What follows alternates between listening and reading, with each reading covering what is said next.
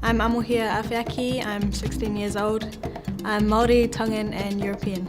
I'm quite a confident, strong swimmer, I must say. I don't take swimming lessons or anything, but my dad's taught me well in my childhood and I've kept it up. On the day that the incident happened, there was quite a rough day, like the waves were huge. Me and my friend were boogie boarding with some other friends that we just met, and yeah, we were just out there seeing what we could do in the rough waves. Me and my friend were just wearing our wetsuits and we had our boogie boards on us, just the basic things. Wetsuits are really good because they keep you warm at the same time, but they also keep you buoyant. Me and my friend had just started boogie boarding for about an hour, and then one of our friends pointed out to the side that these two men going in and out of the water, putting their hands up and struggling a bit. And I was like, are they joking? They weren't really dramatically screaming and stuff, but they were just going under, and they were quite quiet, just saying help whenever they could, and then put their hands up. And I was uncertain because the waves weren't really crashing onto them. I thought I should just go over so I just looked at them and just swam over, and as I got closer, I knew that they were definitely in trouble and they needed help.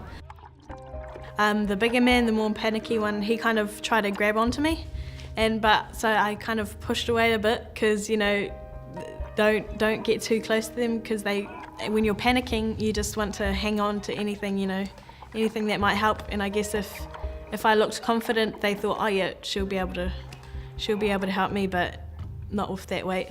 I'll just get pulled under. Offered them my boogie board to hold on to, and I could just float in my wetsuit. And they held on, but they were holding on but still going under, so it wasn't really helping. So when I realised that we needed another boogie board for the other man, I called out to my group of friends and saying, we need another boogie board. Out of all of them, my one friend, she swam over straight away and came over with her boogie board. She ended up with the biggest man. So Sabrina she had him, and he was really panicked. He was swallowing lots of water, and his eyes were rolling back into his head, and you could just hear him swallowing tons and tons of water. It was really hard to calm him down. The person I had, he was a bit dazed, probably just tired. I wasn't really intimidated by their weight, but I was just worried that it didn't look like they could swim. By then we looked over and we saw the boys I called out to them, go get help or something, and so they swam straight away back to shore. So at this point we kind of felt that we were in a rip, and so we were getting pulled out a bit more. With every wave that came, we'd try just swim along with it just gently, but we weren't feeling like we had to get back to shore because we know someone would come anyway.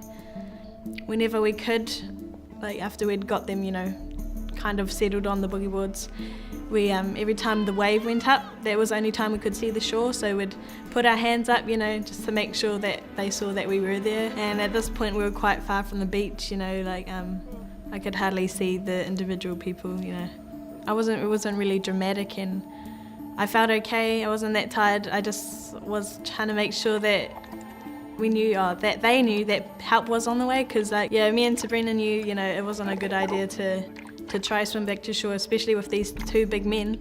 It was just a matter of time, so until then we just had to keep them afloat, make sure they didn't drown. One rescue boat they came to me and the person I was with first, and they asked us, you okay? Do you need help? And I was like, oh no, yeah, we're fine, but can you just go save my friend and that other dude? So they went over to him straight away and got him off the boogie board and tried to get him into the boat. Took them about 10 minutes to get him into the boat. And then after that another rescue boat came, so there was two now, and then they got me, Sabrina and the person I was with, and they got us into that rescue boat, and then they just took us straight to shore. People probably talk about drownings or it's on TV and it's seen as dramatic and really, just dramatic, but this wasn't dramatic at all. It was quite quiet. It wasn't all full of activity and really dramatic and in your face, but the situation was life-threatening, I'd say. And in those types of situations, all you can do is stay calm, because the moment you start to panic, you start to get really, you start to put yourself in danger. That's what the other man did. He was really panicking, and that's what could have killed him, I guess.